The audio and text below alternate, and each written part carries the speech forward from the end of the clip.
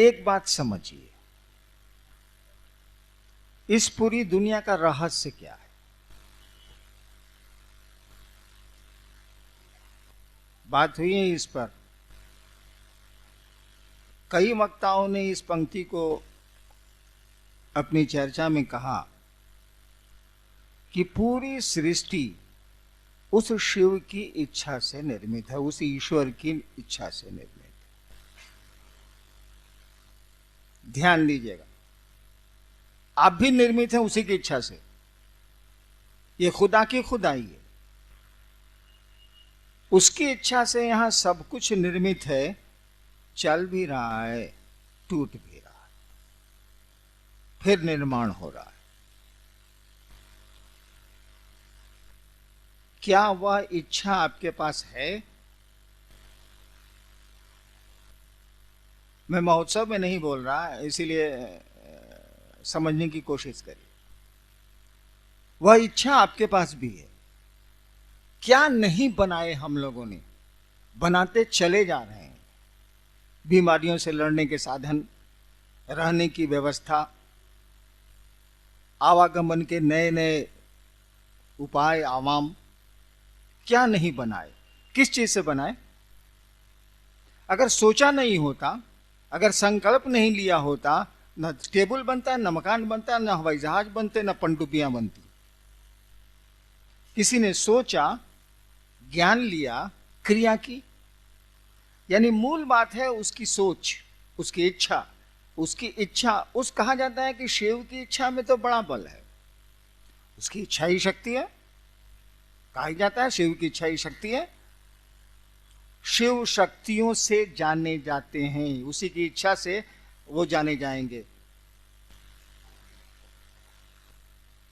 वो आप में भी आई है। और बहुत कुछ तोड़ते हैं आप, बहुत कुछ बनाते हैं आप, बहुत कुछ रखते हैं आप। और इसके पीछे एक ही रहस्य है, आपका संकल्प। संकल्प शब्द का प्रयोग इसीलिए किया गया है कि आपकी इच्छा थोड़ी कमजोर है उस ईश्वर से। आप अस्पताल जा रहे हैं, नहीं भी जा सकते हैं। आप सर्कस देखने गए हैं, लौट आ सकते हैं। कोई घटना आपको वापस बुला सकती है। यानी इच्छा है आपकी कि आज सिनेमा जाएंगे, सिनेमा हॉल में बैठे भी हैं आप सिनेमा देखने को, और दुर्घटनाएं आपको घर भेज देती हैं, दूसरी जगह भेज देती हैं, और आपको जाना पड़ता है। यानी इच्छा तो है सिनेमा देखने की, लेकिन वो इच्छा टूट गई, किसी ने तोड़ दिया या टूट गई। यानी हमारी आपकी इच्छा है कमजोर। लेकिन यही इच्छा जब संकल्प का रूप लेती है, यही इच्छा जब भाव का रूप लेती है, एक ही चीज है वो, प्रेम, भाव और विचार। इच्छा जिसको बोलते हैं, इच्छा में विचार ही है, थॉट्स है। वही इच्छा जब मजबूत होती है तो आप इसको भाव शब्द देती हैं, है वही। यही भाव जब मजबूत होते हैं तब आप प्रेम या दुश्मनी जो कहिए, आप प्रेम का रूप देते हैं, है वही। पानी वही है जो भाप भी बना है, या भाप वही है जो पानी भी बनता है, और बर्फ भी है वही।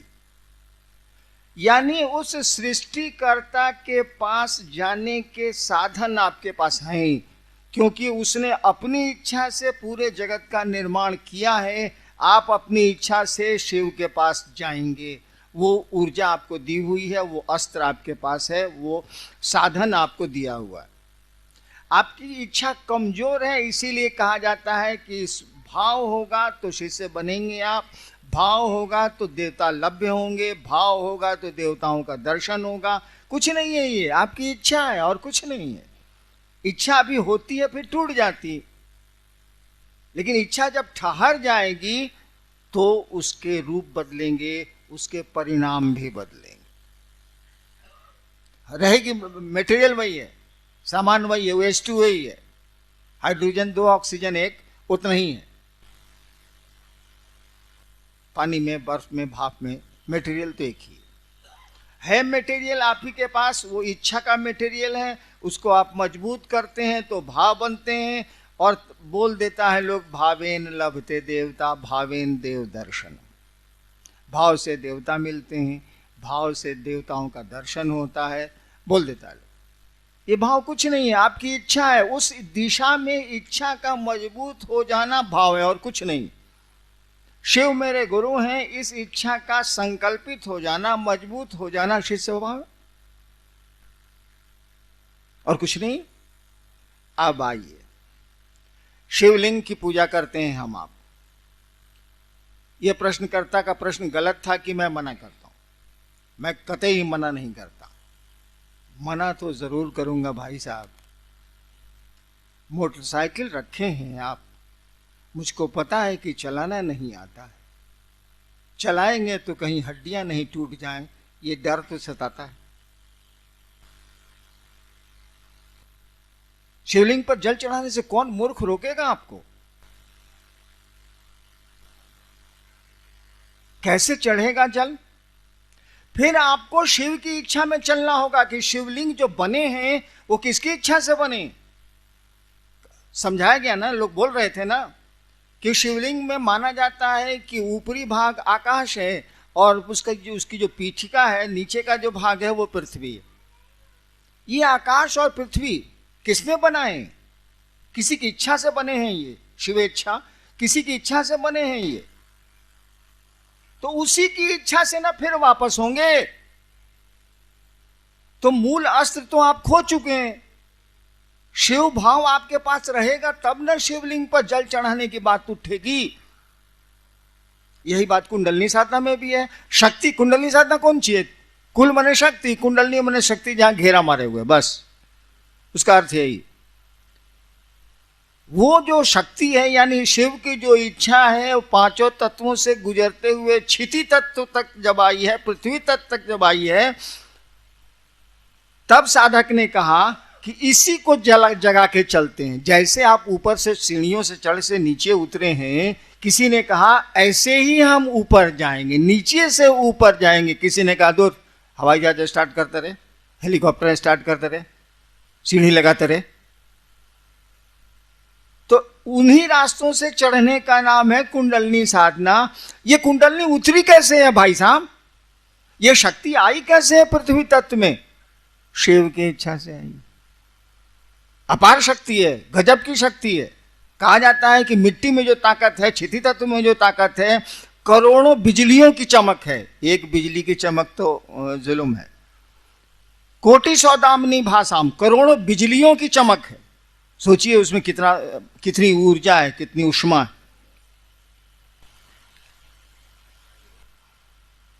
किसी ने कहा कि महादेव की इच्छा से चलो महादेव के साथ रहेंगे, मन रहेगा, शरीर तो रहेगा नहीं, महादेव ही सब कुछ है। किसी ने ये सोचा। जैसे जैसे उसका मन शिव की इच्छा के करीब जाएगा, उसकी शक्तियां तो और ऊपर उठती जा रही हैं कि नहीं जा रही हैं? क्यों शक्तियों को उठाएगा साला? वो तो सीधे हेलीकॉप्टर उड़ा है, छत पर चला गया। आप सीढ़ी चढ़िए, आपको शौक है सीढ़ी चढ़ने का, चढ़िए, कोई दिक्कत नहीं है, चढ़ सकते हैं आप, लेकिन वक्त बहुत लगेगा। आपके पास अस्त्र तो दिया हुआ है इच्छा का। आप गुरु के पास जाइए, आपको वो शिव से जोड़ेंगे। हरे गुरु का यही काम है, आपको वो शिव से जोड़ेंगे। जैसे जैसे शिव भाव में आपका मन जाएगा, जैसे जैसे शिव आपको अच्छे लगने लगेंगे, तब जरूरत हो तो जल चढ़ाइए, जो चढ़ाना है चढ़ाइए। परिणाम इतने सुंदर आएंगे, इतने सुंदर आएंगे कि मत पूछिए, लेकिन तब तक जरूरत ही खत्म हो जाएगी। जब शिव की इच्छा से अपने को जोड़ने लगेंगे, जब शिव ही आपको अच्छे लगने लगेंगे, तो जगत कितना अच्छा लगेगा जरूरत भर। तो क्या चाहेंगे आप? शिवलिंग की पूजा भी करेंगे तो चाहेंगे हे महादेव आप जो चाहते हैं वही हम कर पाए, इतनी भर दया कर दीजिए। कहे कि शिव से जैसे जैसे मिलने लगेंगे आप, जैसे जैसे अपनी बहन को आप प्यार करने लगते हैं, अब बहन की इच्छा आप पर हावी होने लगती है। जैसे जैसे किसी को प्यार करने लगते हैं, उसकी इच्छा आप पर हावी होने लगती है, अपनी इच्छा को आप दाबते हैं। प्रेम के लक्षण है, प्रेमी अपने प्रेम पात्र की इच्छाओं के अनुकूल कार्य करना चाहता है और करता है। ये सामान्य से लक्षण है। तो जब शिव भाव में आपका मन जाने लगेगा तो लौकिक कौन सी कामना बच जाएगी। आपको तो लगेगा कि साला यहां एक्टिंग न करना है, एक्टिंग है हम लोग, चलो जितना देर निभाना है निभा देते हैं, यहां तो कोई रहा नहीं है, जाना तो है ले, तो क्या इतना हाय हाय करना, क्या यहां हल्ला करना, चलो काम चलाओ काम चलाओ काम चलाओ, क्योंकि यहां रहने की जगह नहीं है, हमारा आपका घर द्वार नहीं है। तो अन्नू बाबू ने जो शिवलिंग की व्याख्या की, सही व्याख्या की, लेकिन अन्नू बाबू ने एक पंक्ति भी कही थी, हमारा आपका मन कचड़ों को तो पकड़ता है लेकिन सही बात को नहीं पकड़ पाता। कारण जो भी हो, कारण ये है कि परिस्थितियां हम लोगों का साथ नहीं दे रही हैं, माहौल कुछ ऐसा नहीं है।